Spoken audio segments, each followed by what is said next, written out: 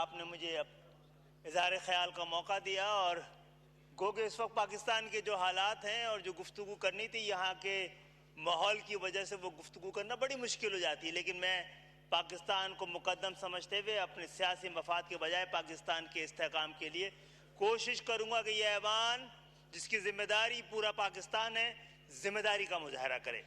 जनाब स्पीकर, मैं मुबारकबाद देता हूँ पाकिस्तान की आवाम को 16वीं असम्बली के लिए, और ये यहाँ पे मुंतखब लोगों को मुबारकबाद पेश करता हूँ जो पूरे पाकिस्तान से पाकिस्तान की आवाम ने मुंतखब करके यहाँ भेजे हैं। मैं मुबारकबाद देता हूँ इस ऐवान में होने वाले इंतखाबात, जिसमें स्पीकर और डिप्टी स्पीकर मुंतखब हुए हैं और वज़ीर आज़म मुंतखब हुए। और मैं मुबारकबाद का मुस्तहिक समझता हूँ अपोजिशन में बैठे हुए अपने साथियों को कि वो तमाम इल्ज़ामात, अंदेशों, खदशों और शिकायतों के बावजूद उन्होंने इस ऐवान में जमहूरी अमल का हिस्सा बने, और इनको मुबारकबाद। और मैं ये भी समझता हूँ कि इनकी शिकायतें, इनके खदशात, अंदेशे, इल्ज़ामात, जनाब स्पीकर, आप इस ऐवान के कस्टोडियन हैं, आपको कोई पार्लिमानी कमेटी बनानी चाहिए इस पे बातचीत करने के लिए, इस पे तहकीक करने के लिए। इसी तरह वज़ीर आज़म से मैं मुतालबा करता हूँ, उनसे दरख्वास्त करता हूँ कि इस पे आप जुडिशल कमीशन भी बना दें, ताकि बातचीत का, कानून का, आईन का रास्ता अपनाया जाए, शोर के रास्ते के बजाय। और ये जो मामला है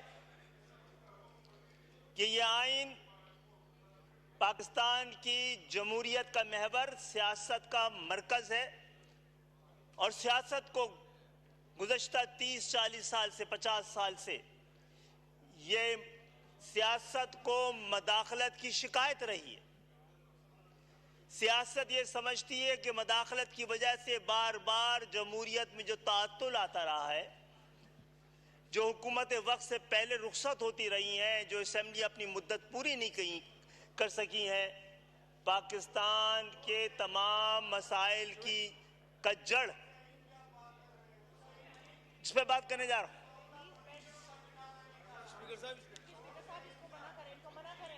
ये बात ही नहीं समझ पाते बेचारे, इनके हक में बात कर रहे हैं तो भी नाराज हो रहे हैं, ये इनके हक में भी बात कर रहे हैं तो बेचारे नाराज हो रहे हैं। काइंडली आराम से सुने मेंबर को। फाजिल मेंबर बोल रहे हैं। तो जनाब आली,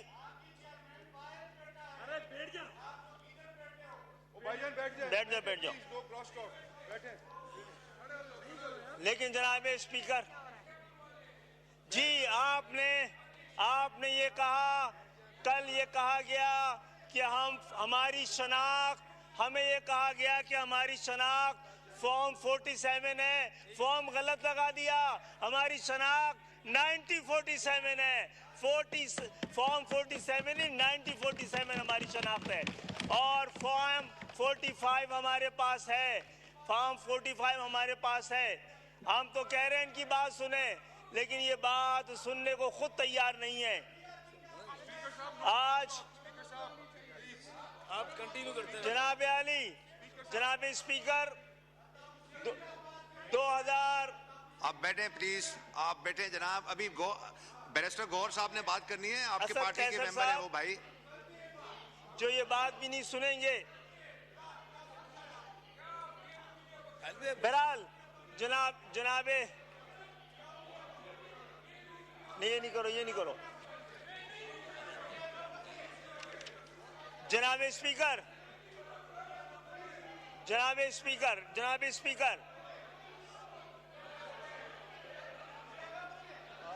नहीं ये नहीं करो। जनाब स्पीकर, 2002 से 2024 तक, 2002 से 2024 तक इन 22 सालों में 5 इंतखाबात कमोबेश वक्त में हुए हैं। जनाबे तशरीफ रखें। अली मोहम्मद, आपके लिए भी बात कर रहे हैं, आप उस पर भी नाराज हो रहे हैं। आपसे मफाहमत की बात कर रहे हैं, उस पर भी आप नाराज हो रहे हैं।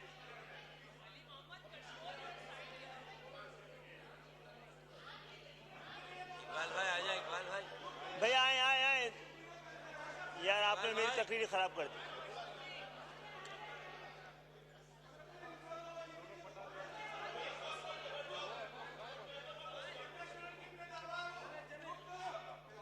बस तकरीर आप कहते ना एक बार माटा का एक राशि से लग हुआ है।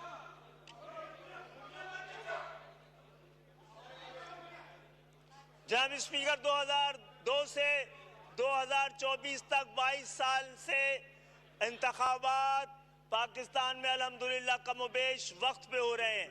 इन 22 सालों में 4 ऐवानों ने अपनी मुद्दत पूरी की है। 5 दफा इंतखाबात हुए हैं, 4 ऐवानों ने अपनी मुद्दत पूरी की है। इन 22 सालों में 4 मुख्तलिफ जमातों ने वफाक में हुकूमतें बनाई हैं। और हाँ, ये बात अलग है कि वजीर आजम अपनी मुद्दत पूरी ना कर सके। अब इस दफा 9 और इनको मिलाकर 10 वजीर आजम इस 22 साल में बदलते रहे। लेकिन जो पाकिस्तान की सियासत को शिकायत थी कि जमहूरियत का तसलसल उनको दस्तयाब नहीं हुआ, इस 22 साल में जमहूरियत के तसलसल मौजूद रहा है। लेकिन क्या ये जमहूरियत का तसलसल खुशहाली, अमन, इस्तेहकाम की जमानत बन सका है? नहीं बन सका है।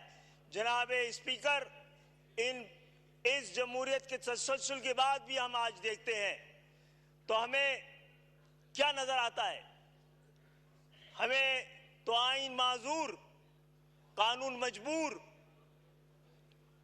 इंसाफ मफरूर और अदालतें यरगमाल नजर आती हैं। हम ये समझते हैं कि इस 22 साल के जमहूरियत के तसलसल के बाद पाकिस्तान बहरानों के भंवर में घिरा हुआ है।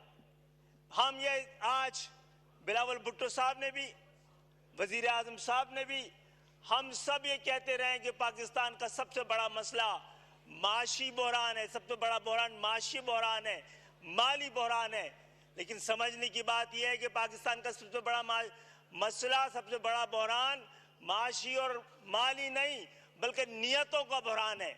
अगर आप खुद टैक्स अरबपति लोगों से नहीं लेंगे, अगर ज़राअत टैक्स नहीं देगी, अगर आपको ज़राअत पे टैक्स नहीं लगाना है तो जागीरदाराना निज़ाम पर आप टैक्स लगाएं। जनाब आली, इस निज़ाम को बदलने के लिए हमें सबको लेकर साथ चलना पड़ेगा।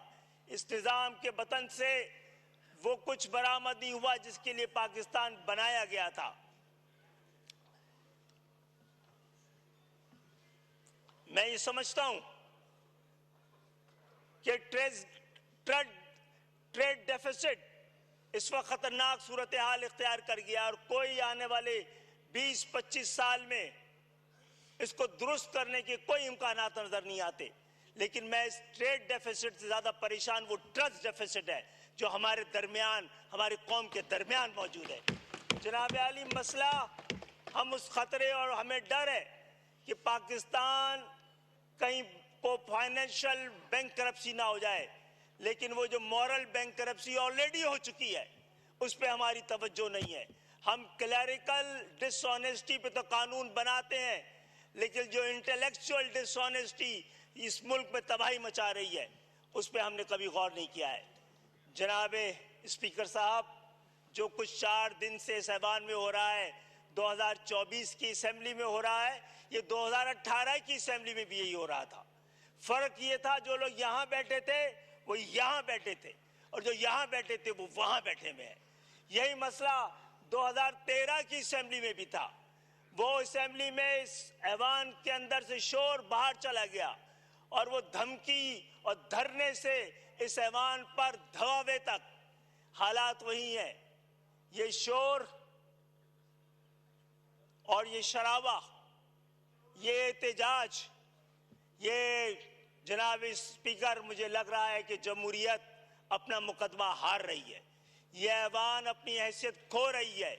ये शोर फिर मुदाखलत को आवाज और जवाब दे रहा है और इसके बगैर काम नहीं बन पाएगा। आज बिलावल भुट्टो साहब ने 18वीं तरमीम के हवाले से भी बात की है और वजीर आजम पाकिस्तान से दरख्वास्त की है कि वफाक से मजीद डेवोल्यूशन होना चाहिए। अगर बिलावल भुट्टो साहब यहाँ मौजूद होते तो मैं उनसे पूछता कि 18वीं तरमीम जो कि डेवोल्यूशन ऑफ पावर के लिए हुई है, वो एक्यूमुलेशन ऑफ पावर कैसे साबित हुई है। सबसे पहले सूबे डिवॉल्व करें जो सब्जेक्ट, उसको थर्ड टियर ऑफ गवर्नमेंट को भेजने थे। और गैर मामूली हालात है जनाब स्पीकर, गैर मामूली हालात गैर मामूली इक़दामात के मुतकाज़ी हैं जनाब। कंजर्वेटिव ट्रीटमेंट से कुछ नहीं होगा, मुल्क को रेडिकल सर्जरी की जरूरत है। फॉर्म 47 हम अल्हम्दुलिल्लाह फॉर्म 45 रखते हैं, जिसके पास भी फॉर्म 45 है मिलकर इस इंतखाबात। और मामला ये है कि कुछ लोग कहते हैं, अगर इनकी बात सही समझ ली जाए कि इनको हराया गया है, तो भाई जिस तरह जितवाया गया था उसी लोगों ने उसी तरह हरा दिया है। 18 में जिस तरह जितवाया गया था 24 में उस तरह हरा दिया गया है। ये मिलकर बात करना चाहिए, जिसने आपको जितवाया था उसने आपको हरवाया होगा। अगर आपकी बात सही है तो 18 में आप जीते थे, 18 में आप जीते थे क्या? और इसके साथ साथ मैं इस ऐवान में अपने इस इलेक्शन में अपने शहीद होने वाले साथियों को, सोहराब गोट के हमीदुल्लाह को, मंगो पीर के मोहम्मद नियाज को, मत्सर कॉलोनी की महबूबुल इस्लाम को, नाज़ाबाद के अहमद फराज को और सिराजुल इस्लाम को भी खराज तहसीन पेश करता हूँ कि वो जमहूरियत के रास्ते के शहीद हैं। बहरहाल हम ये समझते हैं कि जब तक सियासी कुव्वतों के दरमियान गुफ्तगू शुरू नहीं होगी तो फिर हमें कोई और बैठाएगा, घर भेजेगा। पाकिस्तान के अंदर जमहूरियत एक बार फिर डीरेल हो जाएगी। इन रवैयों के साथ जमहूरियत नहीं चलती है। और पाकिस्तान में अगर आपको साथ देना है, हम आपका साथ देते हैं। आइए, हमने यहाँ पर जो मुफस्सिल तकरीरें हुई हैं कल 2 और आज, वो मुफस्सिल तो थी, मुकम्मिल नहीं थी, क्योंकि उसमें हल नहीं दिया गया था। कोई नुस्खा नहीं बताया गया था कि पाकिस्तान के इन मसलों का हल किन नुस्खों से इलाज होगा। अल्हम्दुलिल्लाह MQM ने एक नुस्खा, एक कीमिया ला के दिया है। आए हम तहरीक इंसाफ को दिखाते हैं, जिसमें डेवोल्यूशन ऑफ पावर के लिए ये 3 नुकात हैं जनाब आली जो हम पेश कर रहे हैं कि जिस तरह पाकिस्तान के आईन में वफाकी हुकूमत और सूबाई हुकूमत को आईनी तहफ़्फ़ुज़ मिला है, इसी तरह ज़िलाई हुकूमतों को भी आईनी तहफ़्फ़ुज़ फराहम किया जाए, या आइन फराहम करे। जिस तरह पाकिस्तान के आइन में वफाकी हुकूमतों और सूबाई हुकूमतों के महकमे और इख्तियारात दर्ज हैं, इसी तरह ज़िलाई हुकूमतों के भी महकमे और इख्तियारात आइन में दर्ज हों। आइन हिफाजत करे पाकिस्तान की जमहूरियत की, और इस आइन को इस काबिल किया जाए कि आम पाकिस्तानी की हिफाजत कर सके। हमारी इस आइनी तरमीम में इस बात को पाबंद किया गया है कि NFC अवार्ड को PFC अवार्ड के साथ मशरूत किया जाए, और आइन वफाक को, सूबे को और ज़िले को एक ही फार्मूले के तहत वसाइल फराहम करे। और हम ये चाहते हैं कि जब तक पाकिस्तान में बुनियादी जमहूरियत ना हो, ज़िलाई हुकूमतें ना हो, आम इंतखाबात को कराना मुमकिन ना हो। बात बहुत करनी थी, लेकिन बात अगर ऐवान में नहीं होगी और वह ऐवान से बाहर होगी तो हमारी आवाज़ पहले भी बहुत तवान आ रही है। इस पाकिस्तान के खातिर हमने भी बड़ी कुर्बानियाँ दी हैं, लाखों जानों की कुर्बानी दी है, इस जमहूरियत की खातिर भी कुर्बानियाँ दी हैं। और इसके बावजूद हमने पाकिस्तान को हमेशा हम पाकिस्तान जिंदाबाद के नारे के साथ खड़े रहे हैं। ये हम ही थे कि जब पाकिस्तान की हुर्मत और अपनी लीडर के दरमियान हमें फैसला करना पड़ा तो हमने पाकिस्तान के हक में फैसला किया है। और आज भी हम पाकिस्तान को कहते हैं कि और कितनों का लहू चाहिए तुझे अर्ज़े वतन, जो तेरे आरिज़े बेरंग को गुलनार करे।